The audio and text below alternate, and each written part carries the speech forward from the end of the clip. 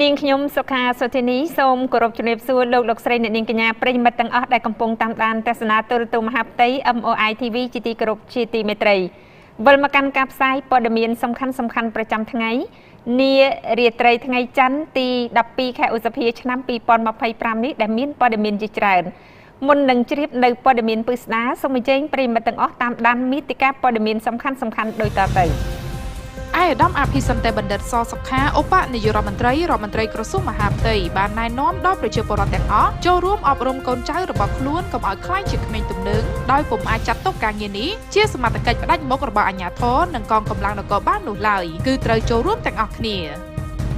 ឯកឧត្តមនាយឧត្តមសេនីយ៍សថេតអគ្គស្នងការនគរបាលជាតិបានលើកឡើងថាអគ្គស្នងការដ្ឋាននគរបាលជាតិនិងបញ្ជាការដ្ឋានអង្គរៈជាដៃគូយ៉ាងស្អិតរមួតប្រៀបដូចស្លាប់ទាំងគូរបស់បក្សីដើម្បីធានាសន្តិសុខសុវត្ថិភាពអគ្គនាយកដ្ឋានរដ្ឋបាលនៃក្រសួងមហាផ្ទៃបានឲ្យដឹងថាក្នុងត្រីមាសទី1ឆ្នាំ2025នេះការិយាល័យច្រកចេញចូលតែមួយក្រុងស្រុកខណ្ឌផ្ដល់សេវាជូនពលរដ្ឋជាង1លានសេវាទទួលបានចំណូលជាង3000លានរៀលក្នុងត្រីមាសទី1ឆ្នាំ2025លោកស្រីអ្នកនាងកញ្ញាជាទីគោរពជាទីមេត្រីដែលឡែកព័ត៌មានជាតិជាដំបូងនារាត្រីនេះឯកឧត្តមអភិសន្តិបណ្ឌិតសសុខាឧបនាយករដ្ឋមន្ត្រីក្រសួងមហាផ្ទៃនិងជាប្រធានក្រុមការងាររាជរដ្ឋាភិបាលចុះមូលដ្ឋានខេត្តព្រៃវែងអញ្ជើញជាអធិបតីបើកការដ្ឋានស្ថាបនាផ្លូវក្រាលកៅស៊ូប្រភេទ DBST ប្រវែង 18340 ម៉ែត្រស្ថិតនៅក្នុងស្រុកព្រះស្ដេចខេត្តព្រៃវែងព័ត៌មាននេះកញ្ញាលុយលីដានឹងជម្រាបលម្អិតនៅថ្ងៃទី12ខែឧសភាឆ្នាំ2025ឯកឧត្តមអភិសន្តិបណ្ឌិតសសុខាឧបនាយករដ្ឋមន្ត្រីក្រសួងមហាផ្ទៃនិងជាប្រធានក្រុមការងាររាជរដ្ឋាភិបាលចុះមូលដ្ឋានខេត្តព្រៃវែងបានអញ្ជើញជាអធិបតីពិធីបើកការដ្ឋានស្ថាបនាផ្លូវក្រាលកៅស៊ូប្រភេទ DBST ប្រវែង 18340 ម៉ែត្រនៅភូមិព្រីងឃុំក្រាំងស្វាយស្រុកព្រះស្ដេចខេត្តព្រៃវែងដែលមានការអញ្ជើញចូលរួមពីឯកឧត្តមរដ្ឋលេខាធិការឯកឧត្តមអនុរដ្ឋលេខាធិការក្រសួងមហាផ្ទៃឯកឧត្តមប្រធានក្រុមប្រឹក្សាខេត្តឯកឧត្តមអភិបាលខេត្តព្រៃវែងលោកស្រីប្រធានមន្ត្រីអង្គភាពជំវិញខេត្តអភិបាលក្រុងស្រុកក្រុមប្រឹក្សាស្រុកគណៈអភិបាលស្រុកនាយករងរដ្ឋបាលស្រុកកងកម្លាំងទាំង3ថ្នាក់ស្រុកមេឃុំទាំង8ក្រុមប្រឹក្សាឃុំទូទាំង11ប្រធានមណ្ឌលសុខភាពនាយកាសាលាគ្រប់កម្រិតទូទាំងស្រុកសិស្សានុសិស្សយុវជនសយកយុវជនកាកបាទក្រហមយុវជនកៃរិទ្ធនិងបងប្អូនប្រជាពលរដ្ឋសរុបប្រមាណ1589រូបផ្លូវក្រាលកៅស៊ូប្រភេទ DBST ប្រវែង 18340 ម៉ែត្រដែលបានបើកការដ្ឋានស្ថាបនានេះមានទីតាំងចាប់ពីផ្លូវជាតិលេខ1ត្រង់គីឡូម៉ែត្រលេខ83/300ស្ថិតនៅក្នុងឃុំក្រាំងស្វាយកាត់ឃុំសេនារាជឧត្តមដល់ឃុំបន្ទាយចក្រីនៃស្រុកព្រះស្ដេចដោយត្រូវចំណាយពេលវេលាស្ថាបនាពី6ខែទៅ8ខែទើបរួចរាល់ការបើកការដ្ឋានស្ថាបនាផ្លូវកៅស៊ូប្រភេទ DBST នេះដែរក៏ជាទឹកតាំងថ្មីបន្ថែមទៀតដែលបង្ហាញពីការបដិញ្ញាចិត្តរបស់រាជរដ្ឋាភិបាលនៃទីការទី7ក្រោមការដឹកនាំប្រកបដោយភាពឈ្លាសវៃរបស់សម្ដេចមហាបវរធិបតីហ៊ុនម៉ាណែតនាយករដ្ឋមន្ត្រីនៃព្រះរាជាណាចក្រកម្ពុជាក្នុងការបន្តលើកកម្ពស់កម្រិតជីវភាពរស់នៅរបស់បងប្អូនប្រជាពលរដ្ឋនៅតាមមូលដ្ឋានស្របទៅតាមការអភិវឌ្ឍរីកចម្រើននៃសេដ្ឋកិច្ចជាតិជាពិសេសឆ្លើយតបទៅនឹងយុទ្ធសាស្ត្របញ្ចកោណដំណាក់កាលទី1របស់រាជរដ្ឋាភិបាលខណៈដែលកម្ពុជាយើងបាននឹងកំពុងធ្វើដំណើរយ៉ាងស្វាហាប់ឆ្ពោះទៅកាន់ចក្ខុវិស័យឆ្នាំ2050ពលគឺក្លាយជាប្រទេសដែលមានប្រាក់ចំណូលកម្រិតខ្ពស់លោកស្រីដែលឡែកព័ត៌មានជាតិជាបន្តឯកឧត្តមអភិសន្តិបណ្ឌិតសសុខាឧបនាយករដ្ឋមន្ត្រីក្រសួងមហាផ្ទៃបានណែនាំដល់ប្រជាពលរដ្ឋទាំងអស់ចូលរួមអប់រំកូនចៅរបស់ខ្លួនកុំឲ្យខ្លាចជាក្មេងទំនើងដោយពុំអាចចាត់ទុកការងារនេះជាសមត្ថកិច្ចផ្ដាច់មុខរបស់អាជ្ញាធរនិងកងកម្លាំងនគរបាលនោះឡើយគឺត្រូវចូលរួមទាំងអស់គ្នាលោកសំជំនាញនឹងជម្រាបលម្អិតឯកឧត្តមអភិសន្តិបណ្ឌិតសសុខាបនាយករដ្ឋមន្ត្រីក្រសួងមហាផ្ទៃនិងជាប្រធានក្រុមការងាររាជរដ្ឋាភិបាលចុះមូលដ្ឋានខេត្តព្រៃវែងបានណែនាំដល់ប្រជាពលរដ្ឋទាំងអស់ចូលរួមអប់រំកូនចៅរបស់ខ្លួនកុំឲ្យខ្លាចជាក្មេងទំនើងដោយពុំអាចចាត់ទុកការងារនេះ ជាសមាជិកផ្ដាច់មុខរបស់អាជ្ញាធរនិងកម្លាំងនគរបាលនោះឡើយគឺចូលរួមទាំងអស់គ្នាទើបអាចកាត់បន្ថយនិងទប់ស្កាត់កុំឲ្យមានក្មេងទំនើងនៅតាមមូលដ្ឋានបានថ្លែងក្នុងពិធីសំណេះសំណាលជាមួយប្រជាពលរដ្ឋក្នុងមូលដ្ឋានស្រុកព្រះស្ដេចនៃពិធីបើកការដ្ឋានស្ថាបនាផ្លូវកៅស៊ូប្រភេទ DBST ប្រវែង 18340 ម៉ែត្រស្ថិតនៅក្នុងភូមិព្រីងឃុំក្រាំងស្វាយនៅថ្ងៃទី12ខែឧសភាឆ្នាំ2025ឯកឧត្តមអភិសន្តិបណ្ឌិត ស សុខាបានរំលឹកអំពីអតីតកាលមួយនៅកម្ពុជានាក្រោយសម័យខ្មែរក្រហមពលគឺនៅក្នុងអំឡុងពេលដែលឯកឧត្តមមានអាយុជាង10ឆ្នាំបានចូលរួមជាមួយសម្ដេចក្រឡាហោមស ខេងជាឪពុកក្នុងពិធីឆ្លងស្ពានឈើមួយនៅខេត្តបាត់ដំបងប្រវែងត្រឹមតែជាង10ម៉ែត្រប៉ុន្តែមានពលរដ្ឋចូលរួមធ្វើបុណ្យអបអរសាទររាប់រយនាក់ត្រង់ចំណុចនេះឯកឧត្តមអភិសន្តិបណ្ឌិត ស សុខាបានមានប្រសាសន៍បន្តថាប្រជាពលរដ្ឋគួរយកចិត្តទុកដាក់លើកិច្ចការពារថែរក្សាសុខសន្តិភាពដែលផ្ដល់អំណោយផលដល់ការអភិវឌ្ឍជាតិតាំងពីក្រោយសម័យខ្មែរក្រហមរហូតដល់បច្ចុប្បន្ន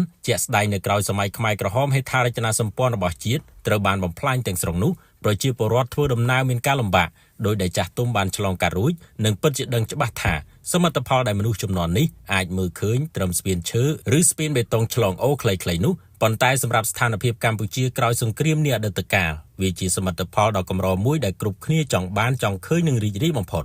បើធៀបមកដល់បច្ចុប្បន្នឯកឧត្តមអភិសន្តិបណ្ឌិតឧបនាយករដ្ឋមន្ត្រីបានរំលេចថាផ្លូវដែលបើកការដ្ឋានស្ថាបនានេះឱកាសនេះជាដើមគ្រាន់តែជាផ្នែកតូចមួយក្នុងចំណោមសមិទ្ធផលជាច្រើននៃរដ្ឋាភិបាលតាំងពីនីតិកាលសម្ដេចតេជោហ៊ុនសែនរហូតដល់បច្ចុប្បន្នក្រោមការដឹកនាំរបស់សម្ដេចធិបតីហ៊ុនម៉ាណែតដែលបាននឹងកំពុងអភិវឌ្ឍជូនប្រជាពលរដ្ឋស្របតាមគោលនយោបាយដែលបានចាត់ទុកផ្លូវជាអាទិភាពទាំងយុទ្ធសាស្ត្រចតុកោណនិងយុទ្ធសាស្ត្របញ្ចកោណឯកឧត្តមអភិសន្តិបណ្ឌិតក៏បានចូលរួមអបអរសាទរជាមួយប្រជាពលរដ្ឋនិងបានថ្លែងអំណរគុណក៏ដូចជារំលឹកដល់ឯកឧត្តមឈុនសារណេអនុរដ្ឋលេខាធិការក្រសួងមហាផ្ទៃទទួលបន្ទុកលើការដឹកនាំស្ថាបនាផ្លូវក្នុងមូលដ្ឋានស្រុកព្រះស្ដេចនាពេលនេះសូមបង្កើនការយកចិត្តទុកដាក់ពង្រឹងគុណភាពនៃការស្ថាបនាគណៈប្រជាពលរដ្ឋក៏ត្រូវចូលរួមថែរក្សាផ្លូវនេះតាមរយៈការមិនចាក់ដីរំលោភលើចិញ្ចើមផ្លូវថ្នល់ដែលនាំឲ្យដក់ទឹកការមិនដឹកទំនិញលើសទម្ងន់និងការចូលរួមធ្វើសេចក្តីរាយការណ៍មកអាជ្ញាធរក្នុងករណីមានសកម្មភាពណាមួយធ្វើឲ្យប៉ះពាល់ដល់គុណភាពផ្លូវនាឱកាសនោះដែរឯកឧត្តមអភិសន្តិបណ្ឌិតបានផ្ដល់អនុសាសន៍ដល់ប្រជាពលរដ្ឋទាំងអស់ចូលរួមអប់រំកូនចៅរបស់ខ្លួនកុំឲ្យខ្លាចជាក្មេងទំនើង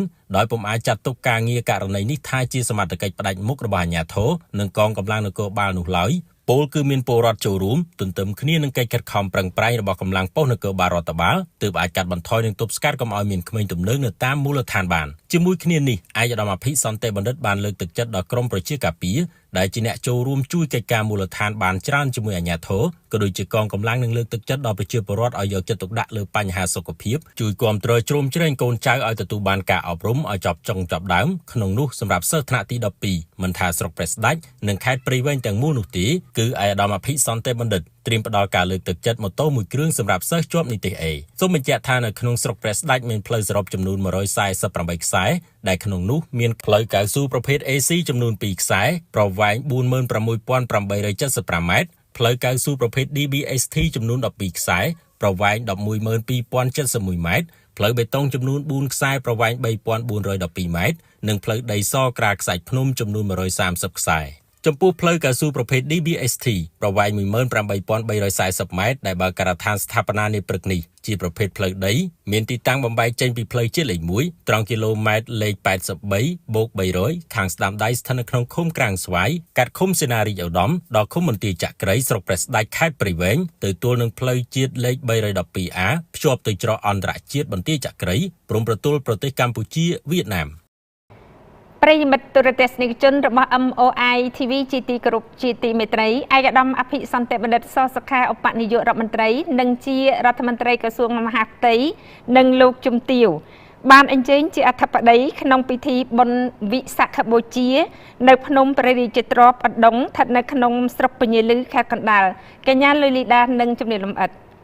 ក្នុងនាមតំណាងដ៏ខ្ពង់ខ្ពស់សម្ដេចមហាបវរធិបតីហ៊ុនម៉ាណែតនាយករដ្ឋមន្ត្រីនៃព្រះរាជាណាចក្រកម្ពុជានាព្រឹកថ្ងៃអាទិត្យ15កើតខែពិសាខឆ្នាំម្សាញ់សប្បុរស័កពុទ្ធសករាជ2568ត្រូវនៅថ្ងៃទី11ខែឧសភាឆ្នាំ2025នេះឯកឧត្តមអភិសន្តិបណ្ឌិត ស សុខាឧបនាយករដ្ឋមន្ត្រីក្រសួងមហាផ្ទៃតំណាងដ៏ខ្ពង់ខ្ពស់និងលោកជំទាវកែសួនសុភី ស សុខាបានអញ្ជើញជាអធិបតីពិធីបុណ្យវិសាខបូជាប្រារព្ធនៅភ្នំព្រះរាជទ្រព្យឧដុង្គស្ថិតក្នុងស្រុកពញាលឺខេត្តកណ្ដាលពិធីនេះមានការយាងនិមន្តជាអធិបតីសង្ឃដោយសម្ដេចព្រះអភិសិរិសុគន្ធាមហាសង្ឃរាជាធិបតីគតិឧទេសបណ្ឌិតបូគ្រី សម្ដេចព្រះមហាសង្ឃរាជគណៈធម្មយុត្តិកនិកាយនៃព្រះរាជាណាចក្រកម្ពុជាព្រមទាំងសម្ដេចព្រះសង្ឃនឹងមានការអញ្ជើញចូលរួមពីលោកជំទាវញ៉ែមសខនសុខេងឯកឧត្តមចៅបរិនរដ្ឋមន្ត្រីក្រសួងធម្មការនិងសាសនានិងថ្នាក់ដឹកនាំព្រមទាំងមន្ត្រីជាន់ខ្ពស់ក្រសួងស្ថាប័នរដ្ឋបាលថ្នាក់ក្រោមជាតិនិងពុទ្ធបរិស័ទយ៉ាងច្រើនកកកពិធីបុណ្យវិសាខបូជាប្រារព្ធឡើងដើម្បីរំលឹកដល់ព្រឹត្តិការណ៍ដ៏ពិសេសចំនួន3ទាក់ទងនឹងព្រះសម្មាសម្ពុទ្ធព្រឹត្តិការណ៍ទាំងនោះរួមមានការប្រសូតការត្រាស់ដឹងនិងការចូលបរិនិព្វានរបស់ព្រះអង្គព្រះពុទ្ធមានព្រះនាមដើមថាសទ្ធត្ថៈជាព្រះរាជបុត្រារបស់ព្រះនាងសិរិមហាមាយានិងព្រះបាទសទ្ធោទនៈព្រះអង្គត្រូវបានគេហៅព្រះនាមជាច្រើនទៀតដូចជាព្រះសម្មាសម្ពុទ្ធព្រះសមណគោតមព្រះចន្ទស្រីព្រះសច្ចមុនីព្រះបរមគ្រូព្រះសាស្ត្រាជាដើមព្រះសម្មាសម្ពុទ្ធព្រះអង្គទ្រង់ប្រសូតនៅថ្ងៃសុក្រពេញបូរមីខែវិសាខមុនគ្រិស្តសករាជចំនួន623ឆ្នាំនៅពេលមានព្រះជន្ម29ព្រះវស្សាព្រះសទ្ធត្ថៈបានយាងទៅសាងភ្នួរក្រោយពីខ្លាចខ្លួនជាអ្នកបួសអស់រយៈពេល6ឆ្នាំព្រះអង្គក៏បានត្រាស់ដឹងខ្លាចជាព្រះពុទ្ធនៅថ្ងៃពុធពេញបូរមីខែវិសាខនាវេលាទៀបភ្លឺព្រះបរមគ្រូនៃយើងទ្រង់ចូលបរិនិព្វាននៅថ្ងៃអង្គារពេញបូរមីខែវិសាខនៅពេលដែលព្រះអង្គមានព្រះជន្ម80ព្រះវស្សាសូមបញ្ជាក់ថានៅថ្ងៃ15កើតខែធ្នូឆ្នាំ1999អង្គការសហប្រជាជាតិ UN ក៏បានប្រកាសទទួលស្គាល់វិសាខបូជាពិធីបុណ្យសកលចំពោះបណ្ដាប្រទេសកាន់ព្រះពុទ្ធសាសនាដែលបុគ្គលិកធ្វើការនិងសាធារណជនអាចប្រារព្ធធ្វើបាននៅទូទាំងពិភពលោកទៀតផងដែរលោកស្រីដែលកំពុងតាមដានទស្សនា MOI TV ជាទីគោរពជាទីរាប់អានសម្រាប់ពេលនេះនាងខ្ញុំសូមពេលសម្រាប់បន្តិចសិនយើងនឹងជួបគ្នាក្នុងវគ្គទី2ជាបន្តទៀតប្រព័ន្ធផ្សព្វផ្សាយបានដើរតួនាទីយ៉ាងសំខាន់ក្នុងការរួមចំណែកជំរុញការអភិវឌ្ឍប្រទេសជាតិឲ្យកាន់តែរីកចម្រើនតាមរយៈការបង្កើននូវចំណេះដឹងនិងផ្ដល់ជូននូវព័ត៌មានពិតដែលជាអត្ថប្រយោជន៍ដ៏សំខាន់សម្រាប់មនុស្សទូទៅ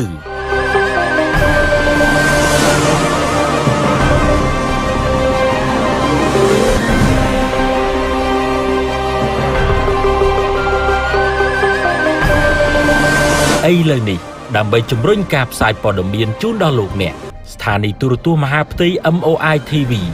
បានពង្រីកវិសាលភាពនៃការផ្សាយចេញនៅលើប្រព័ន្ធផ្សព្វផ្សាយ Digital ដ៏ពេញនិយមរួមមាន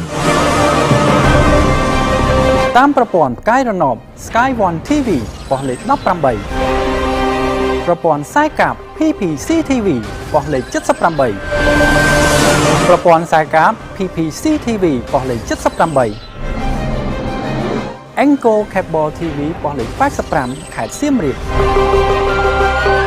ប្រព័ន្ធទូរស័ព្ទដៃ Mobile App កម្មវិធីទូរស័ព្ទដៃ MOI TV Cambodia កម្មវិធីទូរស័ព្ទដៃក្រសួងព័ត៌មានកម្មវិធីទូរស័ព្ទដៃ One TV Plus និងកម្មវិធីទូរស័ព្ទដៃ VVoice ជាងនេះទៅទៀតលោកអ្នកអាចទស្សនាបានតាមប្រព័ន្ធ YouTube, Facebook Page, TikTok, Telegram ដែលមានឈ្មោះថាទូរទស្សន៍មហាផ្ទៃ MOI TV ផងដែរ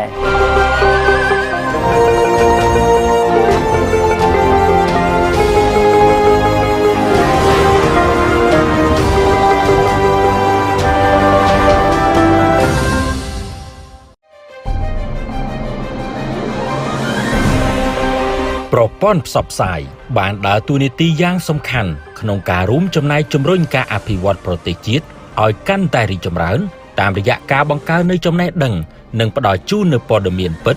ដែលជាអត្ថប្រយោជន៍ដ៏សំខាន់សម្រាប់មនុស្សទូទៅ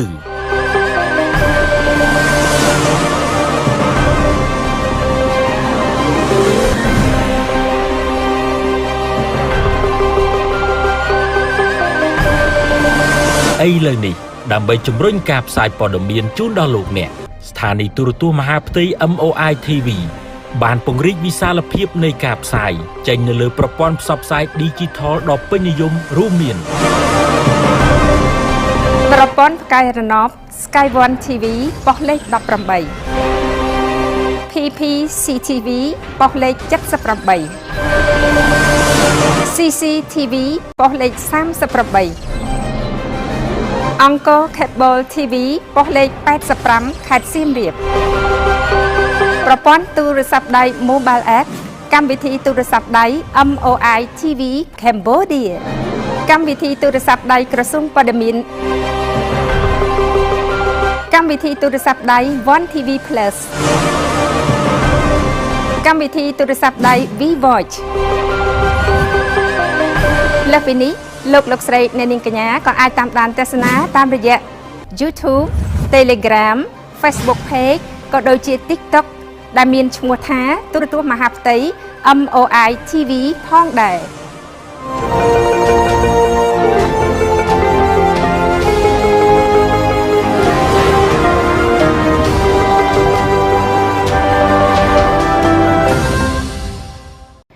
ប្រិយមិត្តទូរទស្សនិកជនសូមអញ្ជើញវិលមកកាន់វគ្គទី2ជាបន្តទៀតឯកឧត្តមនាយឧត្តមសេនីយ៍សថេតអគ្គស្នងការនគរបាលជាតិបានលើកឡើងថាអគ្គស្នងការដ្ឋាននគរបាលជាតិនិងបញ្ជាការដ្ឋានអង្គរៈជាដៃគូយ៉ាងស្អិតរមួតប្រៀបដូចជាស្លាបទាំងគូរបស់បាក់សីដើម្បីធានាបាននៅសន្តិសុខសុវត្ថិភាពកញ្ញាលីលីដានឹងជម្រាបលម្អិតឯកឧត្តមនាយឧត្តមសេនីយ៍សថេតអគ្គស្នងការនគរបាលជាតិក្នុងឱកាសអញ្ជើញជួបសំណេះសំណាលជាមួយនាយទាហានរងនិងពលទាហាន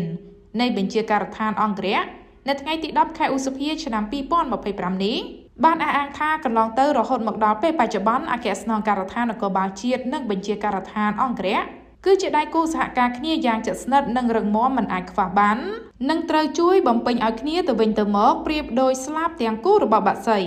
ឧត្តមនាយឧត្តមសេនីយ៍សថេតបានសង្កត់ធ្ងន់ថាអគ្គស្នងការដ្ឋាននគរបាលជាតិនិងបញ្ជាការដ្ឋានអង្គរៈតែងធ្វើសកម្មភាពព្រមៗគ្នាក្នុងពេលតែមួយ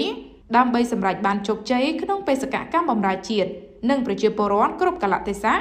ជាពិសេសការពង្រឹងកិច្ចសហការដើម្បីធានានិងការពារឲ្យបានដាច់ខាត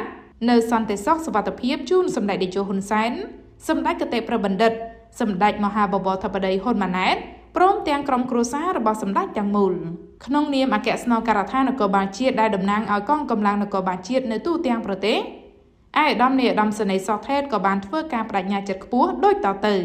ទី1បដិញ្ញាចិត្តរួមគ្នាដើម្បីបន្តការពារនិងរក្សាសន្តិភាពដែលបង្កើតឡើងដោយសម្ដេចតេជោហ៊ុនសែនឲ្យបានថិតថេរគង់វង្សទោះបីក្នុងតម្លៃណាក៏ដោយទី2បដិញ្ញាបន្តពង្រឹងកិច្ចសហការយ៉ាងជិតស្និទ្ធនិងរឹងមាំជាមួយបញ្ជាការដ្ឋានអង្គរៈក្នុងការធានានិងការពារសន្តិសុខសុវត្ថិភាពជូនសម្ដេចតេជោហ៊ុនសែនសម្ដេចគតិប្រិយបណ្ឌិតប៊ុនរ៉ានីហ៊ុនសែនសម្ដេចមហាបវរធិបតីហ៊ុនម៉ាណែតនិងលោកជំទាវបណ្ឌិតពេជ្រច័ន្ទមុនីព្រមទាំងក្រុមគ្រួសារឲ្យបានសម្រេចដោយជោគជ័យ 100% នៅគ្រប់កាលៈទេសៈនិងទីកន្លែងដោយភក្ដីភាពទី3បដិញ្ញាចិត្តរួមគ្នាដើម្បីបន្តថែរក្សាឲ្យបានជាដាច់ខាតនៅស្នាដៃនិងសមិទ្ធផលដ៏ឧត្តមឧត្តមជាប្រវត្តិសាស្ត្រនានារបស់ឧត្តមវីរៈយុទ្ធជនស្នេហាជាតិចំនួន2ធ្នូដ៏អង្អាចក្លាហានដែលដឹកនាំដោយសម្ដេចតេជោហ៊ុនសែនដែលបានកសាងនិងបន្សល់ទុកសម្រាប់កូនខ្មែរគ្រប់ជំនាន់ទី4បដិញ្ញាចិត្តរួមគ្នាក្នុងការប្រតិបត្តិតាមបទបញ្ជារបស់សម្ដេចមហាបវរធិបតីហ៊ុនម៉ាណែតប្រមុខរាជរដ្ឋាភិបាលដោយភាពស្មោះត្រង់និងឥតងារេទី5បដិញ្ញាចិត្តរួមគ្នាដើម្បីទប់ស្កាត់និងប្រឆាំងដាច់ខាតនៅរាល់សកម្មភាពទាំងឡាយណាដែលបង្កភាពវឹកវរដល់សង្គមពិសេសឧបាយកលបដិវត្តពណ៌ចលនាផ្ការីកដែលប៉ុនប៉ងផ្ដួលរំលំរដ្ឋាភិបាលដែលផ្ទុយពីគោលការណ៍លទ្ធិប្រជាធិបតេយ្យទី6បដិញ្ញាចិត្តរួមគ្នាដើម្បីគ្រប់គ្រងនិងចូលរួមចំណែកក្នុងការអនុវត្តកម្មវិធីនយោបាយនិងយុទ្ធសាស្ត្របញ្ចកោណដំណាក់កាលទី1របស់រាជរដ្ឋាភិបាលនីតិកាលទី7នៃរដ្ឋសភាក្រោមការដឹកនាំប្រកបដោយគតិបណ្ឌិតដ៏ឈ្លាសវៃរបស់សម្ដេចមហាបវរធិបតីហ៊ុនម៉ាណែតនាយករដ្ឋមន្ត្រីនៃកម្ពុជាទី7បដិញ្ញាចិត្តរួមគ្នានិងសូមប្រកាសគាំទ្រយ៉ាងពេញទំហឹងបេក្ខភាពសម្ដេចមហាបវរធិបតីហ៊ុនម៉ាណែតបន្តជានាយករដ្ឋមន្ត្រីនៃកម្ពុជាសម្រាប់នីតិកាលទី8និងនីតិកាលបន្តបន្ទាប់នៃរដ្ឋសភាដើម្បីបន្តដឹកនាំរាជរដ្ឋាភិបាលលោកស្រីដែលលេខព័ត៌មានជាបន្តដែលនឹងជម្រាបជូនដល់កញ្ញាលុយលីដាឯកឧត្តមសេនីយ៍ឯកងួនស្រេងអគ្គនាយកនៃអគ្គនាយកដ្ឋានសវនកម្មផ្ទៃក្នុងក្រសួងមហាផ្ទៃ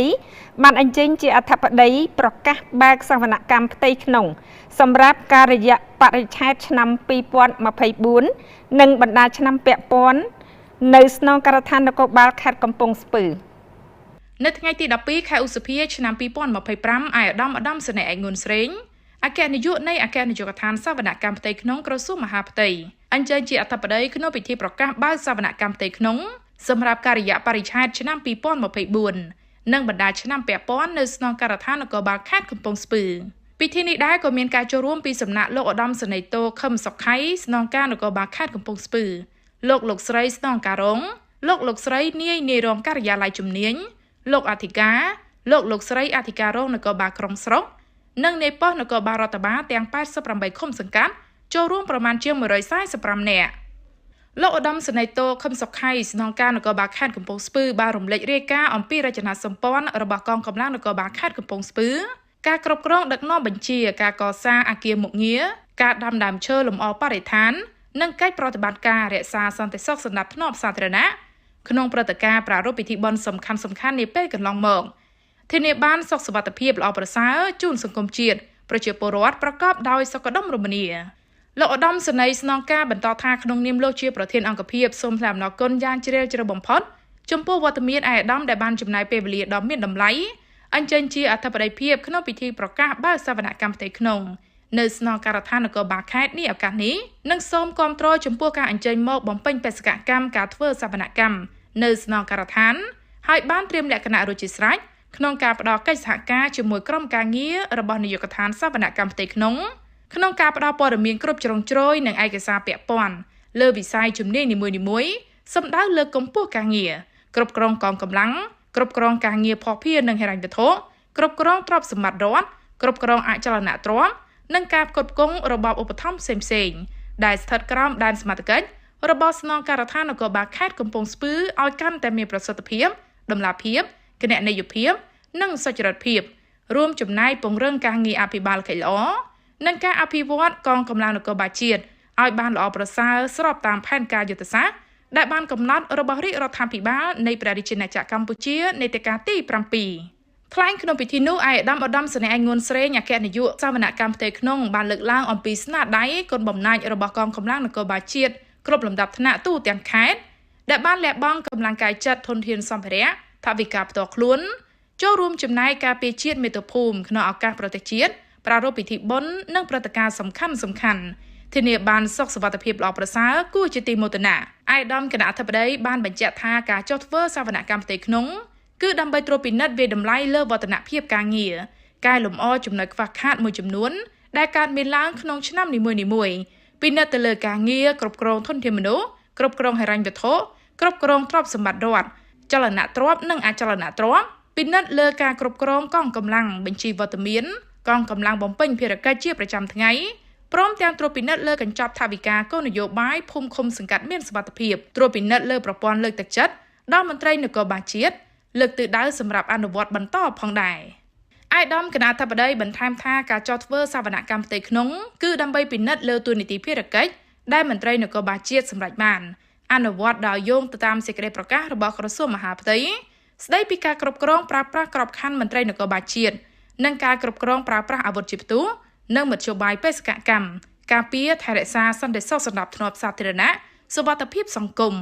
ជាកិច្ចចុងក្រោយឯកឧត្តមគណៈអធិបតីបានសង្ឃឹមជឿជាក់ថាការចុះធ្វើសវនកម្មផ្ទៃក្នុងនៅស្នងការដ្ឋាននគរបាលខេត្តកំពង់ស្ពឺនាឱកាសនេះពិតជាទទួលបានជោគជ័យតាមការរំពឹងទុកសម្រាប់បានស្របតាមគោលនយោបាយរបស់រាជរដ្ឋាភិបាល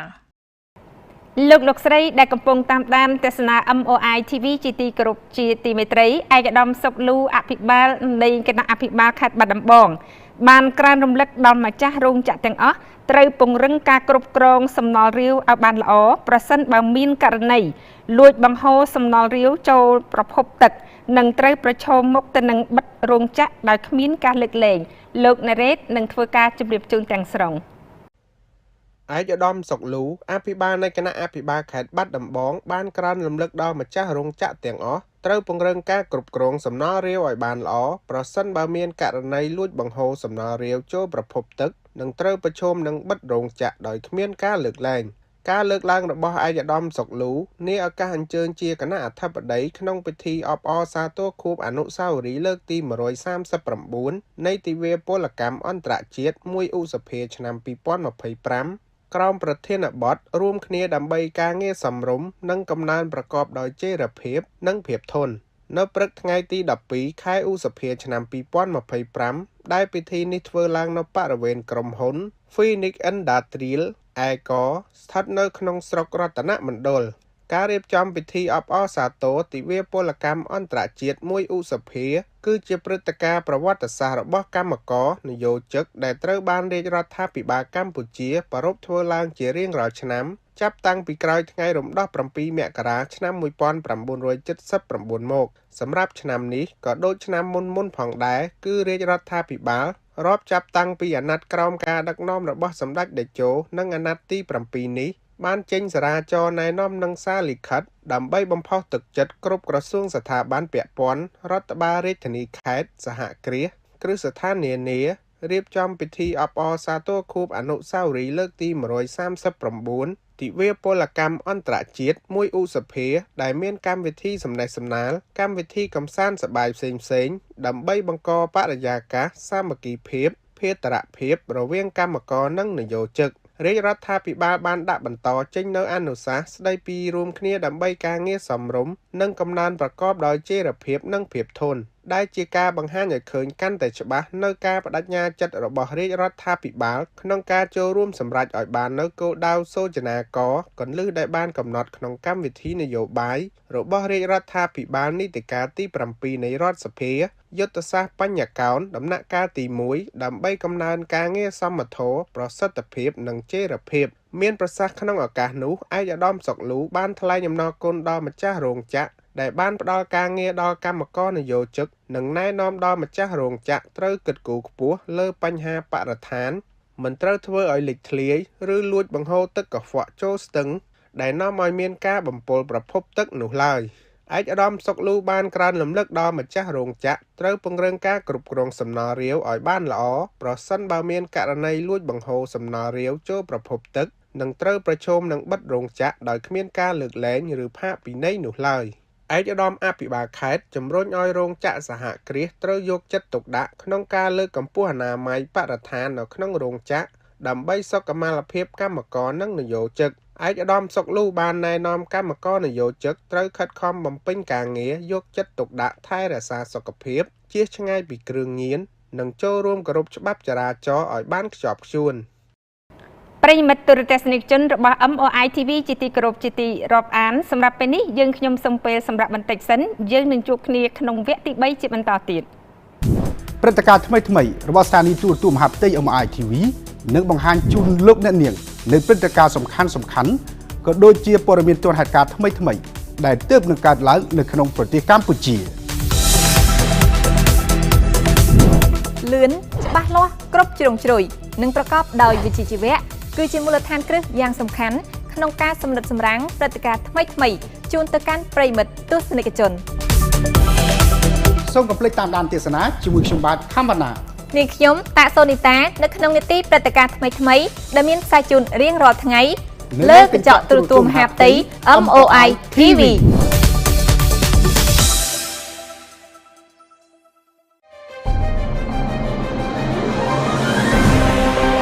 ប្រព័ន្ធផ្សព្វផ្សាយបានដើរតួនាទីយ៉ាងសំខាន់ក្នុងការរួមចំណែកជំរុញការអភិវឌ្ឍប្រទេសជាតិឲ្យកាន់តែរីកចម្រើនតាមរយៈការបង្កើននូវចំណេះដឹងនិងផ្ដល់ជូននូវព័ត៌មានពិត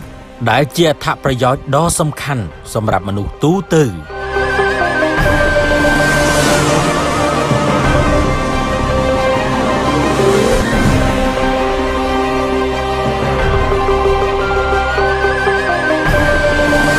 ឥឡូវនេះដើម្បីជំរុញការផ្សាយព័ត៌មានជូនដល់លោកអ្នកស្ថានីយទូរទស្សន៍មហាផ្ទៃ MOI TV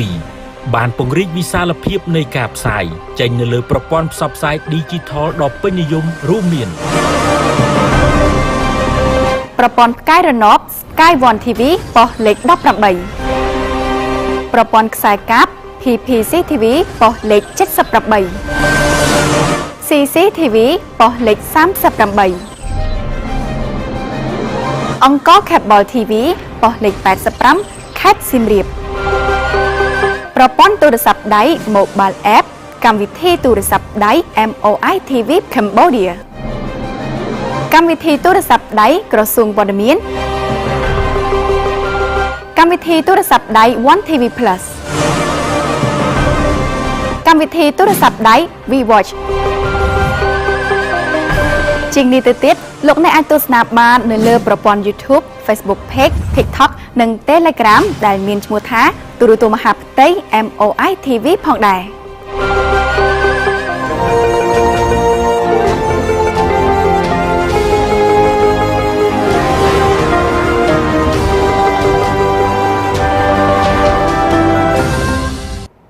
ប្រិមិត្តទស្សនិកជនដែលនិយមតាមដានទស្សនា MOI TV ជាទីគោរពជាទីមេត្រីយើងវិលមកកាន់វគ្គទី 3 ជាបន្តទៀតដែលក្នុងវគ្គនេះយើងនឹងងាកទៅកាន់ខេត្តតាកែវវិញម្ដងឯកឧត្តមវ័យសំណាងអភិបាលនៃគណៈអភិបាលខេត្តតាកែវបានប្រគល់ផ្ទះថ្មីជូនគ្រួសារជនរងគ្រោះដោយផ្សារភ្លើងឆេះផ្ទះនឹងនាំយកអំណោយមនុស្សធម៌សាខាកាបាត់ក្រហមកម្ពុជាខេត្តតាកែវមកចែកជូនគ្រួសារក្រីក្រចំនួន34គ្រួសារនៅស្រុកព្រៃកបាស់និងស្រុកបាទីលោកណារ៉េតនឹងធ្វើការជម្រាបលម្អិតនៅព័ត៌មាននេះនៅព្រឹកថ្ងៃច័ន្ទទី12ខែឧសភាឆ្នាំ2025ឯកឧត្តមវ័យសំណាងអភិបាលខេត្តតាកែវនិងជាប្រធានគណៈកម្មាធិការសាខាកាកបាទក្រហមកម្ពុជាខេត្តតាកែវរួមនឹងសហការីបានប្រគល់ផ្ទះថ្មីដែលជាអំណោយរបស់សាខាកាកបាទក្រហមកម្ពុជាខេត្តតាកែវជូនដល់គ្រួសាររងគ្រោះដោយភ្លើងឆេះផ្ទះកាលពីពេលកន្លងទៅនេះនិងបាននាំយកអំណោយមនុស្សធម៌សាខាចែកជូនគ្រួសារក្រីក្រចំនួន34គ្រួសារក្នុងនោះស្រុកព្រៃកបាស់មានចំនួន18គ្រួសារនិងស្រុកបាទីមានចំនួន16គ្រួសារមានប្រសាសន៍សំណេះសំណាលនៃឱកាសនោះឯកឧត្តមវ័យសំណាងប្រធានគណៈកម្មាធិការសាខាកាកបាទក្រហមកម្ពុជាខេត្តតាកែវបានពំនាំមតិផ្ដាំផ្ញើនិងសាកសួរសុខទុក្ខពីសំណាក់ឯកឧត្តមបណ្ឌិតជាវណ្ណដេតប្រធានកិត្តិយសសាខាពិសេសពីសំណាក់សម្ដេចគតិព្រឹទ្ធបណ្ឌិតប៊ុនរនីហ៊ុនសែនប្រធានកាកបាទក្រហមកម្ពុជា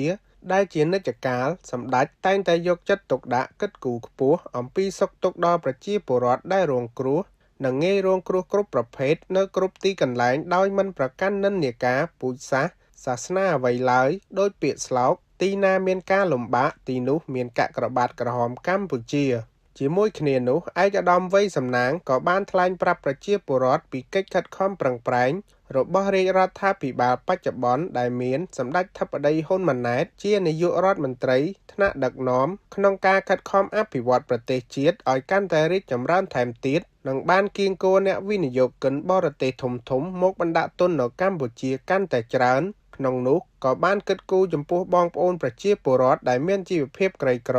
ដោយបានផ្ដល់វគ្គបណ្ដុះបណ្ដាលជំនាញបច្ចេកទេសដល់យុវជនក្រីក្រដោយឥតគិតថ្លៃថែមទាំងទទួលបានប្រាក់ឧបត្ថម្ភថែមទៀតផងដើម្បីយុវជនប្រជាពលរដ្ឋមានចំណេះជំនាញមួយពិតប្រាកដជួយជីវភាពពួកគាត់កាន់តែប្រសើរឡើងឯកឧត្តមក៏បានផ្ដាំផ្ញើដល់បងប្អូនប្រជាពលរដ្ឋត្រូវថែរក្សាសុខភាពជានិច្ចនិងត្រូវបង្កើនការប្រុងប្រយ័ត្នខ្ពស់ចំពោះជំងឺគ្រុនឈាមពិសេសក្មេងតូចៗត្រូវឲ្យពួកគាត់គេងក្នុងមុងជានិច្ចនិងត្រូវសម្អាតអនាម័យបរិស្ថានជុំវិញផ្ទះឲ្យបានស្អាតកុំចាត់ចោលនៅរបស់របរណាដែលអាចដក់ទឹកបានព្រោះវាជាប្រភពនៃការបង្កើតនៃជំងឺគ្រុនឈាមបានសូមបញ្ជាក់ថាអំណោយដែលបានប្រគល់ជូនក្នុងមួយគ្រួសារទទួលបានអង្ករ25គីឡូក្រាមមុង1ភួយ1សរង1ក្រមា1កន្ទេល1ត្រីខ1យួរមី1កេសប្រេងឆា1លីត្រនំធុងធំ1ទឹកត្រី3ដបទឹកស៊ីអ៊ីវ3ដបនិងថវិកាមួយចំនួនទៀតផងដែរ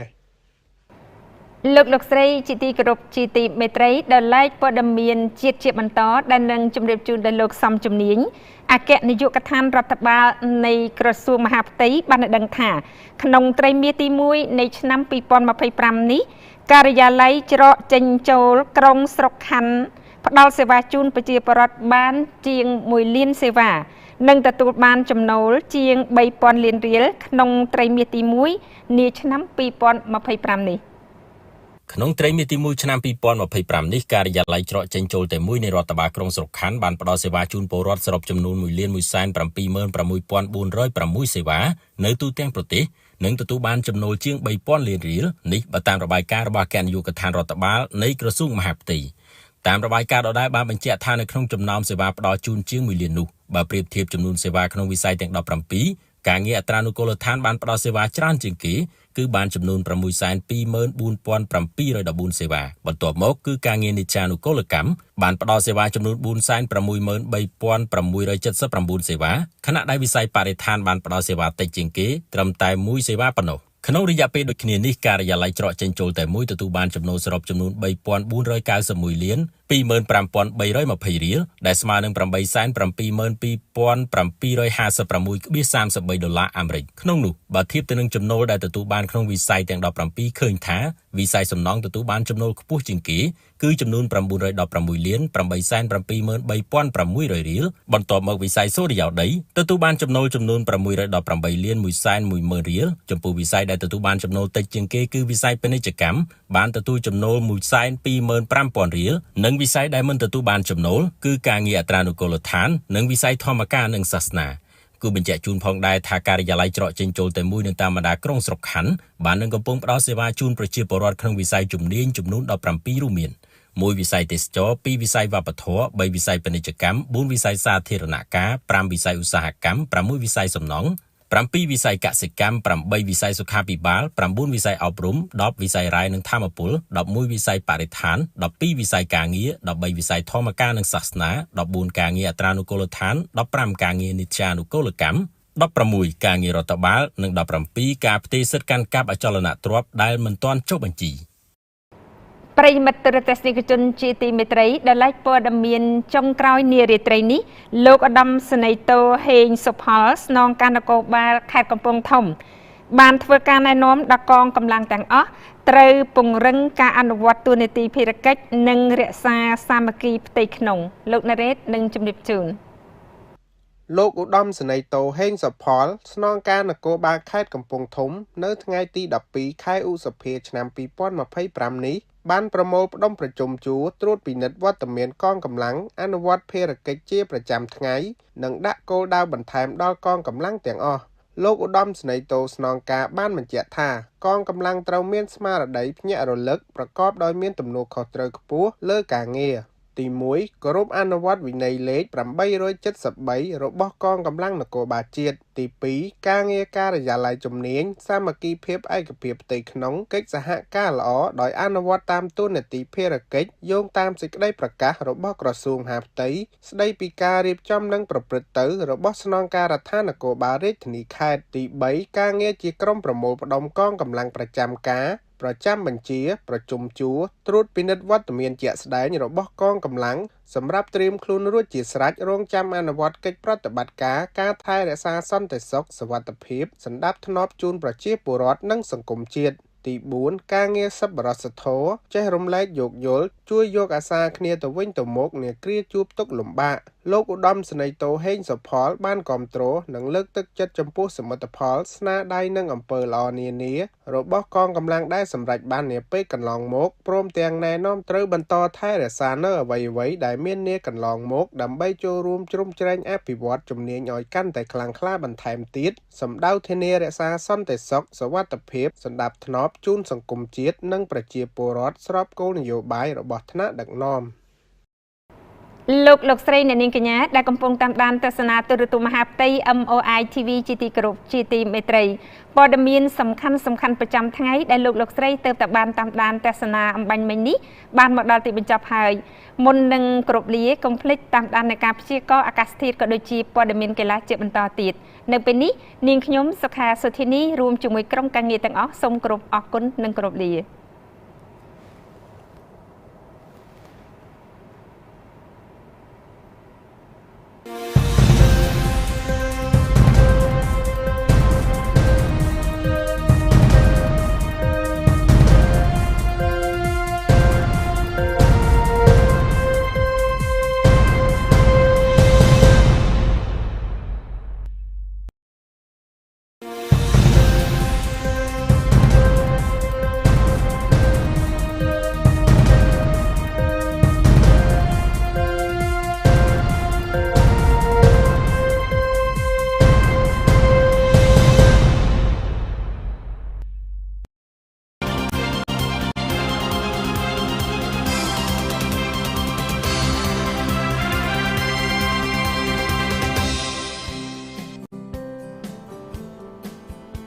នាងខ្ញុំតាសូនីតាសូមគោរពជំរាបសួរប្រិយមិត្តទូរទស្សនិកជនជាទីគោរពនិងជាទីមេត្រីស្វាគមន៍មកកាន់ការព្យាករណ៍ធាតុអាកាសរបស់ស្ថានីយ៍ទូរទស្សន៍មហាផ្ទៃ MOI TV សម្រាប់ថ្ងៃទី13ខែឧសភាឆ្នាំ2025ដែលមានជាបន្តបន្ទាប់ដូចតទៅ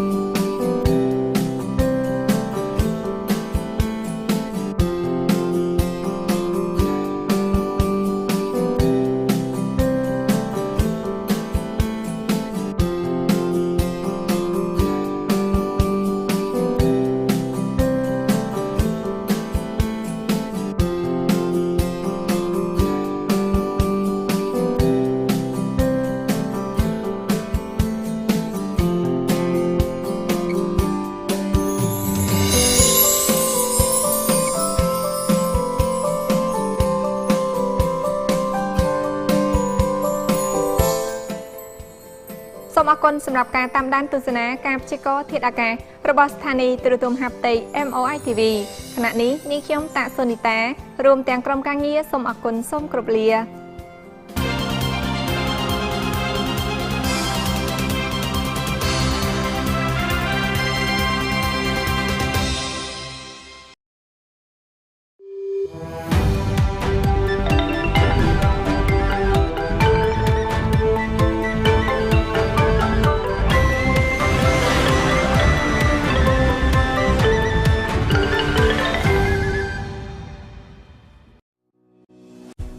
គឺជាប្រព័ន្ធគាំពារសង្គម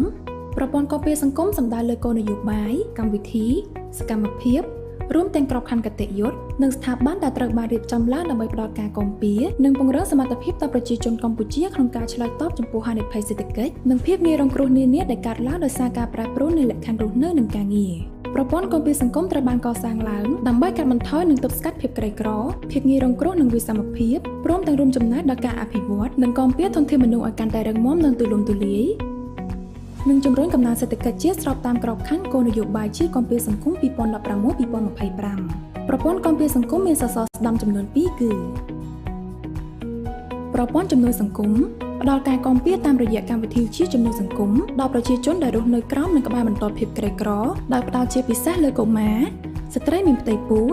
ជនមានពិការភាពនិងជនចាស់ជរាគ្មានទីពឹងតាមរយៈហិរញ្ញប្បទានដល់ចំណូលថវិកាជាតិឬជំនួយអភិវឌ្ឍផ្លូវការប្រព័ន្ធជំនួយសង្គមមានធាតុផ្សំសំខាន់ចំនួន4គឺការឆ្លើយតបនឹងគ្រោះអាសន្នការអភិវឌ្ឍមូលធនមនុស្សការបណ្ដុះបណ្ដាលវិជ្ជាជីវៈសុខុមាលភាពរបស់ប្រជាជនងាយរងគ្រោះប្រព័ន្ធសន្តិសុខសង្គមបង្កើតនយោបាយការមានលក្ខណៈកាតព្វកិច្ចនិងខ្លួនទីពឹងខ្លួនដែលលើកទឹកចិត្តនិងជំរុញឲ្យប្រជាជនស្វែងរកការគាំពារចំពោះមុខហានិភ័យដែលអាចផ្ដល់ផលប៉ះពាល់ជាអវិជ្ជមានដល់សន្តិសុខប្រាក់ចំណូលរបស់ខ្លួនតាមរយៈការជំរុញឲ្យប្រជាជនគ្រប់រូបចូលរួមសន្សំប្រាក់ឬបង់ភាគទាននៅក្នុងមូលនិធិរួមមួយប្រព័ន្ធសន្តិសុខសង្គមមានធាតុផ្សំសំខាន់ចំនួន4គឺរបបសន្តិសុខសង្គមផ្នែកសោធនរបបសន្តិសុខសង្គមផ្នែកថែទាំសុខភាពរបបសន្តិសុខសង្គមផ្នែកហានិភ័យការងាររបបសន្តិសុខសង្គមផ្នែកនិកម្មភាពការងារប្រព័ន្ធគាំពារសង្គមនៅកម្ពុជាត្រូវបានរៀបចំឡើងដើម្បីផ្ដល់ការគាំពារនិងជំនួយដល់ប្រជាពលរដ្ឋទាំងអស់ដោយមិនប្រកាន់ពូជសាសន៍ឬឋានៈនិងដើម្បីអភិវឌ្ឍប្រទេសកម្ពុជាឲ្យកាន់តែរីកចម្រើននៅថ្ងៃអនាគត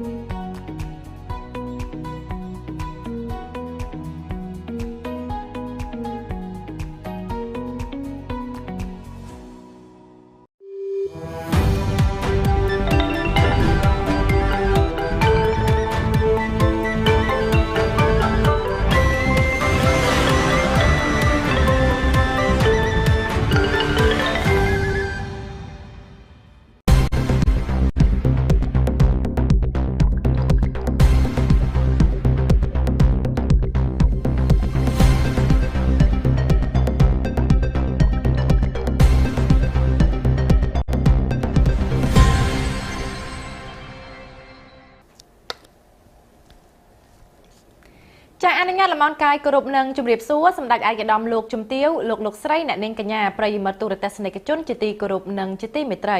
ស្វាគមន៍មកកាន់កម្មវិធីព័ត៌មានកីឡាទូរទស្សន៍មហាផ្ទៃដែលផលិតដោយអគ្គលេខាធិការដ្ឋានក្រមប្រឹក្សាកីឡាក្រសួងមហាផ្ទៃទស្សនិកជនយើងមកជួបគ្នានៅក្នុងថ្ងៃច័ន្ទដើមសប្តាហ៍ដែលត្រូវនឹងថ្ងៃទី12ខែឧសភាឆ្នាំ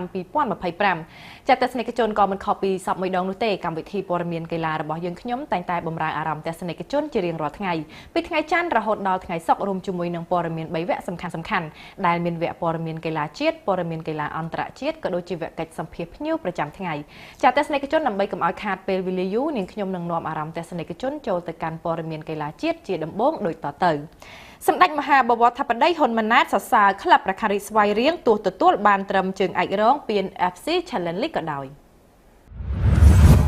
សម្ដេចមហាបវរធិបតីហ៊ុនម៉ាណែតនាយករដ្ឋមន្ត្រីកម្ពុជាបានកោតសរសើរនិងអបអរសាទរក្លឹបបាល់ទាត់ប្រការីស្វាយរៀងដែលទទួលបានជើងឯករងពានលំដាប់ទី3ក្លឹបបាល់ទាត់ទ្វីបអាស៊ី AFC Challenge League ឆ្នាំ2024-2025 កាលពីចុងសប្តាហ៍កន្លងទៅថ្មីៗ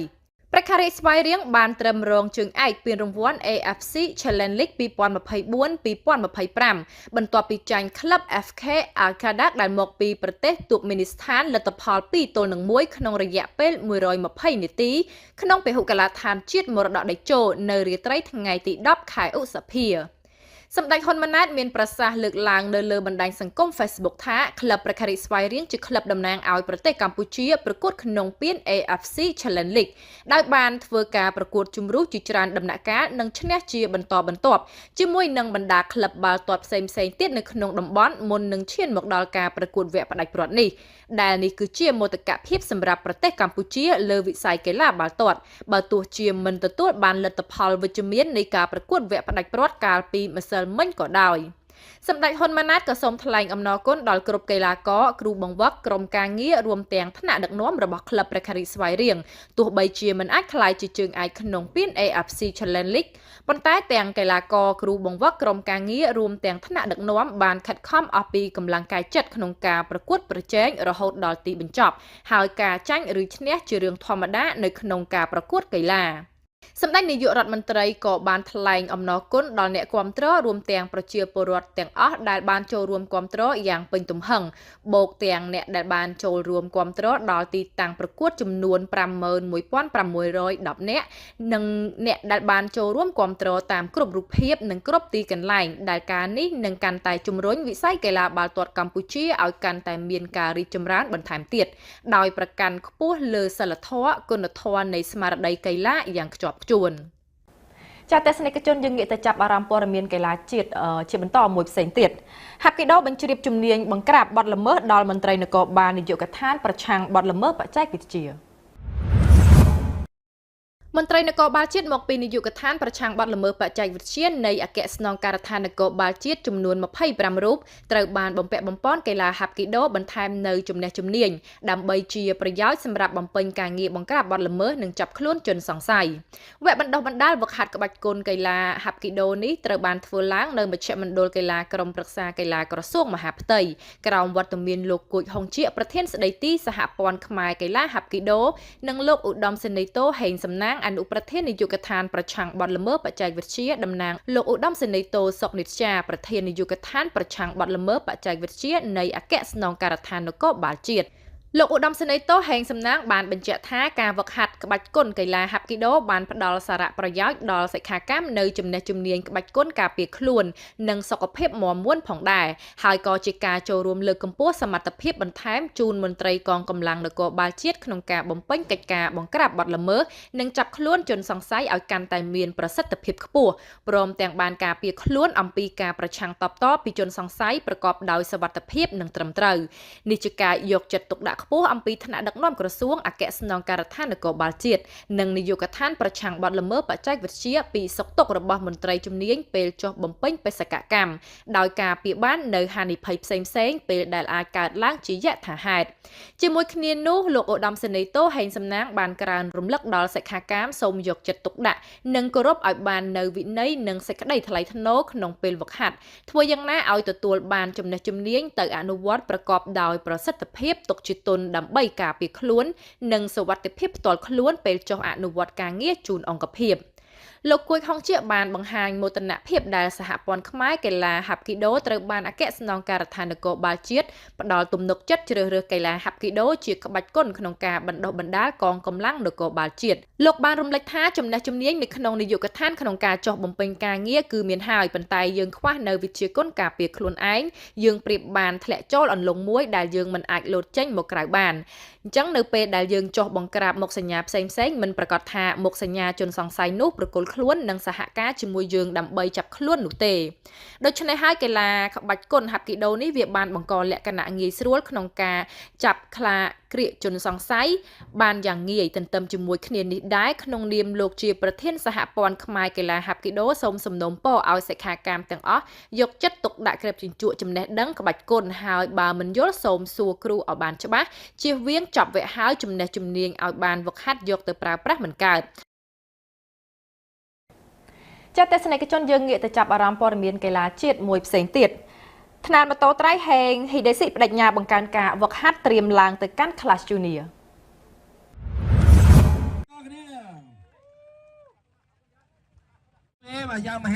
ចាទស្សនិកជនជាទីគោរពនិងជាទីមេត្រីឃើញថាកម្មវិធី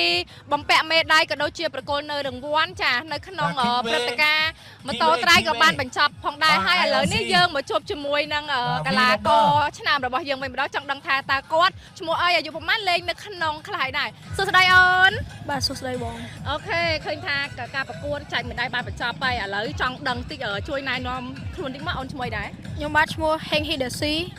អាយុ12ឆ្នាំប៉ណាំង Class Kit Mini 65cc 85cc អូខេហើយសម្រាប់ថ្ងៃនេះមានអារម្មណ៍យ៉ាងណាដែរបានចូលរួមនៅក្នុងការប្រកួតថ្ងៃហ្នឹងមានអារម្មណ៍សប្បាយចិត្តអត់ភ័យទេណាអត់ទេហើយសម្រាប់ចំណាត់ថ្នាក់នៅថ្ងៃហ្នឹងដែរយើងឃើញថាយើងវឹកហាត់មករយៈពេលប្រហែលហើយមុនការប្រកួតហ្នឹងមកដល់មួយខែ2ខែមួយខែ2ខែហើយសម្រាប់មួយខែ2ខែដែលយើងវឹកហាត់ហ្នឹងយើងវឹកហាត់ជាប្រចាំថ្ងៃឬក៏ហាត់តែថ្ងៃចុងសប្តាហ៍ហាត់តែថ្ងៃចុងសប្តាហ៍ចឹងហើយការដែលយើងចូលមកលេងនៅក្នុងប្រភេទកីឡាម៉ូតូត្រៃនេះតែអ្នកណាជាជំរុញអារម្មណ៍ក៏ដូចជាការចូលចិត្តរបស់យើងឃើញប៉ាខ្ញុំគាត់ជិះទៅខ្ញុំចង់ជិះដែរចឹងបាទអញ្ចឹងមិនន័យថាប៉ាក៏ជាអ្នកដែលគាត់ចូលចិត្តវិស័យកីឡាម៉ូតូដែរណោះបាទអូខេហើយសម្រាប់អូនតើអូនគិតថាការលេងកីឡាបែបនេះមានផលប្រយោជន៍អីដែរខ្ញុំគិតថាការលេងកីឡាបែបនេះវាជំនួយដល់សុខភាពយើងនិងបង្កើនភាពក្លាហានចាហ្នឹងហើយឃើញថាសម្រាប់ដៃគូរបស់យើងដែលចូលរួមទាំងអស់ហ្នឹងឃើញថាមិនដែរគេខ្លាំងដែរឬក៏យ៉ាងណាខ្លាំងណោះបាទហើយដល់ពេលដែលចូលមកដល់កាន់ទីលានអញ្ចឹងយើងមានអារម្មណ៍ថាភ័យអីហ៎គេឃើញភ័យដែរណាភ័យដែរ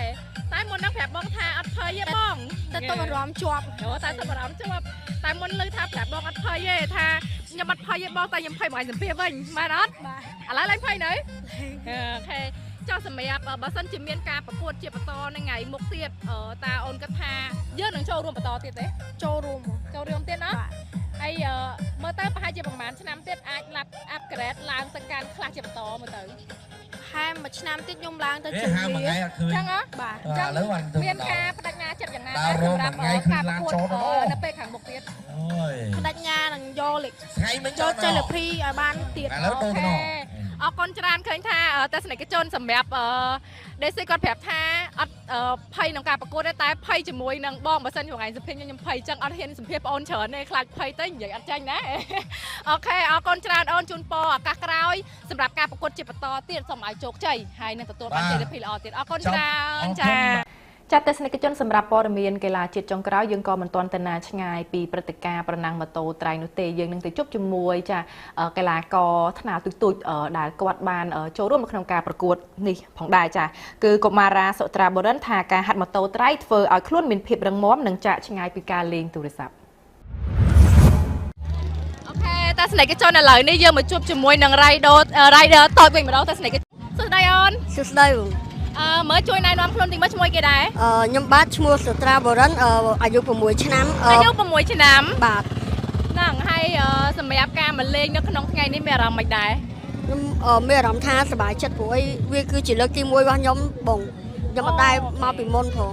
លើកទី1ហ្មងបាទហើយពេលយើងឡើងមកចូលទីលានចឹងមានអារម្មណ៍ថាភ័យទេមិនដំបងរៀងភ័យបងតែយូរទៅរៀងស្រាំទៅឡើងអីវិញហើយហេតុផលអីដែលធ្វើឲ្យយើងមកចូលចិត្តកាឡាម៉ូតូត្រៃហ្នឹងមានពូគាត់អ្នកនេះគាត់អ្នកបើកប្រែននេះកង់ម៉ូតូកាស៊ូមីណាអូខេអញ្ចឹងទៅក៏ធ្វើឲ្យយើងមានចំណង់ចំណូលចិត្តចូលលេងដែរហើយមុននឹងចូលមកប្រកួតក៏ដូចជាចូលមកលេងនៅក្នុងម៉ូតូត្រៃហ្នឹងអាចប្រាប់បងបានទេថាយើងចាប់ផ្ដើមហាត់ប៉ុន្មានខែបានយើងបានចូលមកលើកទី1ហ្នឹងខ្ញុំហាត់ប្រហែលខ្ទង់1ខែកន្លះបង1ខែកន្លះបាទ1ខែកន្លះហ្នឹងយើងហាត់រាល់ថ្ងៃហ្មងឬក៏មិនយើងហាត់មួយអាទិត្យម្ដងហើយពូដឹកមកឬក៏ប៉ាម៉ាក់ដឹកមកចឹងទៅបាទអូខេហើយយើងគិតថាការលេងម៉ូតូត្រៃហ្នឹងវាមានបានជួយយើងអីគេខ្លះដែរវាបានជួយខ្ញុំពេលខ្ញុំសម្រាប់ពីរៀនពីអីទៅខ្ញុំមកបិទលេងអាហ្នឹងទៅឲ្យកុំឲ្យដើម្បីព្រោះអីម៉ាក់ប៉ាខ្ញុំអត់ចង់ឲ្យខ្ញុំចិត្តទូរស័ព្ទច្រើនទេគាត់ចង់ឲ្យមកrelax ក្រៅវិញអូខេអញ្ចឹងដោយហេតុផលថាម៉ាក់ប៉ាអត់ចង់ឲ្យយើងលេងទូរស័ព្ទទេអញ្ចឹងទៅគាត់ចង់ឲ្យយើងកិច្ចពីទូរស័ព្ទមកលេងជាកីឡាវិញអញ្ចឹងអាចមានពេលពេញអីដើម្បីផ្ដាំផ្ញើទៅកាន់មិត្តភ័ក្តិយើងដែលអាយុសកលយើងអត់មានអីចង់ផ្ដាំផ្ញើគាត់អត់ថាយើងគួរតែលេងកីឡាជាជាងចុចទូរស័ព្ទឬក៏ធ្វើអីដែលអត់ល្អខ្ញុំសូមសំណូមពរអ្នកអាយុប្រហែលខ្ញុំសូមឲ្យកុំឲ្យចុចទូរស័ព្ទច្រើនពេកហើយត្រូវខំរៀនចាទស្សនិកជនជាទីគោរពនិងជាទីមេត្រីលោកអ្នកបានទស្សនារួចមកហើយនៅវគ្គព័ត៌មានកីឡាជាតិជាបន្តទៅនេះនាងខ្ញុំនឹងនាំអារម្មណ៍ទស្សនិកជនចូលទៅកាន់វគ្គព័ត៌មានកីឡាអន្តរជាតិវិញម្ដងទស្សនិកជនសម្រាប់ព័ត៌មានកីឡាអន្តរជាតិជាដំបូងប្រទេស48ត្រៀមប្រជែងពីរង្វាន់បាល់ទាត់នារីពិភពលោកនៅឆ្នាំ2031ក្រុមប្រឹក្សា FIFA បានអនុម័តជាឯកច្ឆន្ទលើការពង្រីកការប្រកួតរបស់ស្ត្រីពី32ក្រុមទៅ48ក្រុមដោយចាប់ផ្ដើមពីឆ្នាំ2031សហរដ្ឋអាមេរិកគឺជាអ្នកដេញថ្លៃតែម្នាក់គត់ដើម្បីធ្វើជាម្ចាស់ផ្ទះនៃការប្រកួតនេះហើយការសម្រេចចិត្តនឹងត្រូវបានផ្ដល់សិទ្ធិនៅឆ្នាំ2026លុះត្រាតែប្រទេសមួយផ្សេងទៀតត្រូវបានដាក់ជូនទាន់ពេលវេលានៅឆ្នាំ2027ការប្រកួតបាល់ទាត់នារីពិភពលោកនឹងធ្វើឡើងនៅប្រទេសប្រេស៊ីលហើយនឹងនៅតែមានក្រុមចំនួន32ការបង្កើនចំនួនក្រុមនេះនឹងនាំមកនៅការប្រកួតស្ត្រីឲ្យសមស្របតាមការប្រកួតបុរសដែលនឹងមានចំនួន48ចាប់ពីឆ្នាំ2026ហើយនឹងធ្វើជាម្ចាស់ផ្ទះដោយប្រទេស CONCACAF ចំនួន3គឺសហរដ្ឋអាមេរិក មិចស៊ិកនិងកាណាដាគោលបំណងគឺដើម្បីផ្សព្វផ្សាយថ្លៃដើមនិងតម្រូវការហេដ្ឋារចនាសម្ព័ន្ធនៃការរៀបចំព្រឹត្តិការណ៍ដ៏សំខាន់បែបនេះទី2បន្ទាប់ពីការប្រកួតកីឡាអូឡ িম্প ិកក្នុងទំហំនិងតម្លៃជាមួយនឹង48ក្រុមទម្រង់នឹងផ្លាស់ប្ដូរទៅជា12ពូលដោយបង្កើនចំនួនការប្រកួតសរុបពី64ទៅ104ប្រកួតនិងបន្តការប្រកួតលើសមួយសប្តាហ៍គួររំលឹកថាការប្រកួតបាល់ទាត់នារីពិភពលោកបានពង្រីកដល់16ក្រុមក្នុងឆ្នាំ1999បន្ទាប់មក24ក្រុមនៅក្នុងឆ្នាំ2015និង32ក្រុមក្នុងឆ្នាំ2023ដែលត្រូវបានឈ្នះដោយប្រទេសអេស្ប៉ាញសម្រាប់ឆ្នាំ2035ចក្រភពអង់គ្លេសបច្ចុប្បន្នគឺជាបេក្ខភាពតែមួយគត់ដែលធ្វើជាម្ចាស់ផ្ទះការប្រកួតហើយសំណើនេះក៏នឹងដាក់ឲ្យពួកគេមានភាពលេចធ្លោក្នុងការប្រកួតកីឡាបាល់ទាត់នារីដែលពួកគេស្ថិតក្នុងចំណោមមហាអំណាចទាំង5នៅលើពិភពលោក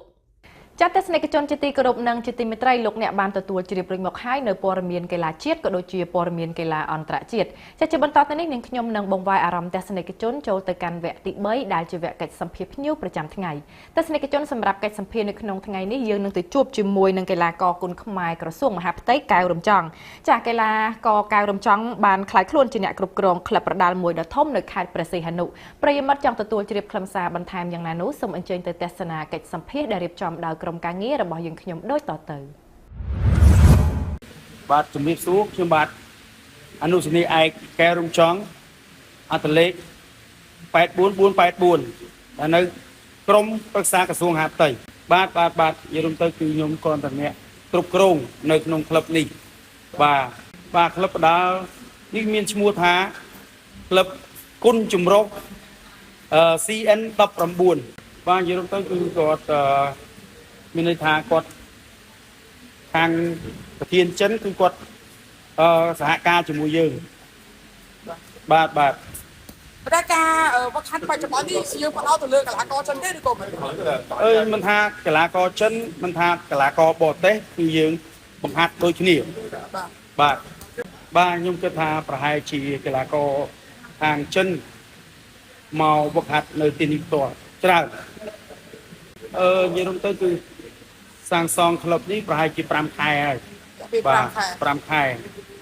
ហើយថ្ងៃនេះជាថ្ងៃបើកសម្ពោធក្លឹបថ្មីតែម្ដងបាទហើយក៏មានការប្រកួតផងដែរនៅក្នុងល្ងាចនេះបាទកីឡាករចូលរួមមានខ្មែរ2គូខ្មែរអន្តរជាតិ3គូបាទកីឡាករខ្មែរយើងគឺកីឡាករកែសវិនហើយនឹងកីឡាករបរទេសហើយកីឡាករបរទេសគឺចិន3រូបបាទកីឡាករខ្មែរយើងមានមហាតាន់មានមហាតាន់បាទមានមហាតាន់ហើយនឹងជាមពិសិដ្ឋតលោធ្ងន់បាទសម្រាប់គូឯករបស់យើងគឺកីឡាករលងសុភីបាទនៅក្នុងការិយាល័យរបស់ខ្ញុំផងដែរបាទការិយាល័យក្រសួងមហាផ្ទៃដែរបាទនិយាយរួមទៅពួកយើងមានកម្រងរួចអស់ហើយបាទយើងបង្កើតនេះគឺមានទាំងគុណចម្រុះមានន័យថាមានទាំងច្បាប់មានទាំង MMA មានទាំង UFC ហើយគុណខ្មែរជាពិសេសគុណខ្មែរយើងតែគាត់មានក្រងថាបើយើងមានគេឈ្មោះល្បីល្បាញគឺគាត់នាំទៅប្រទេសក្រៅគេថាលើកគុណខ្មែរយើងខ្លាំងមែនទេបាទពួកយើងបានភាសាគ្នាអស់ហើយបាទកីឡាកររូបណាហ្នឹងជាឧទាហរណ៍បាទឧទាហរណ៍ថាគាត់មានឈ្មោះល្បីល្បាញនឹងបញ្ជូនគាត់ទៅវឹកហាត់ក្រៅប្រទេសទៀតបាទចំនួន1ខែអីហ្នឹងបាទនិយាយរួមទៅគឺទាន់តែមិនទាន់សពោតទេគឺចង់មកហាត់តែម្ដងច្រើនប៉ុន្តែខ្ញុំថាខ្ញុំដាក់ schedule បាទថាកាលវិភាគការវឹកហាត់ម៉ោងប្រហែលសម្រាប់ពួកគាត់ដែលចូលមកវឹកហាត់បាទបងអញ្ចឹងបងសម្រាប់បងចៅអញ្ចឹងចុងក្រោយមានអីនិយាយទៅកាន់ពុកម៉ែបងប្អូនក៏ដូចជាអរគុណសម្រាប់ការបើកក្លឹបបដាមួយនេះបាទចុងក្រោយខ្ញុំក៏អរគុណដល់បងប្អូនដែលតែនៅតែគ្រប់គ្រងលោកខ្ញុំបាទកែរៀបចំហើយក៏កុំភ្លេចបងប្អូនអ្នកកំពុងសោមបាទអាចមកហាត់មកវឹកហាត់លក្ខណៈសុខភាពហើយខាងក្នុងនេះគឺលក្ខណៈអាជីពបាទអរគុណច្រើនបងបាទចាត់ទូរទស្សនិកជនជាទីគោរពនិងជាទីមេត្រីលោកអ្នកបានទទួលជ្រាបរួចមកហើយនៅព័ត៌មានទាំង3វគ្គដែលបានផ្ដល់ជូនដល់នាងខ្ញុំហើយគណៈពេលនេះកម្មវិធីព័ត៌មានកីឡាទូរទស្សន៍មហាផ្ទៃដែលផលិតដោយអគ្គលេខាធិការដ្ឋានក្រមប្រឹក្សាកីឡាក្រសួងមហាផ្ទៃក៏បានឈានមកដល់ទីបញ្ចប់តែមុននឹងបញ្ចប់នាងខ្ញុំក៏សូមគោរពខន្តីអភ័យទោសនៅរាល់ពាក្យពេចន៍ក៏ដូចជាកំហុសខុសឆ្គងដែលកើតឡើងដោយអចេតនាណាមួយគណៈពេលនេះនាងខ្ញុំមនុស្នេហ៍តូថនថាវរីរួមជាមួយនឹងក្រុមការងារសូមគោរពអរគុណសូមជម្រាបលាជួបគ្នានៅថ្ងៃស្អែកតាមពេលវេលានិងម៉ោងដដែល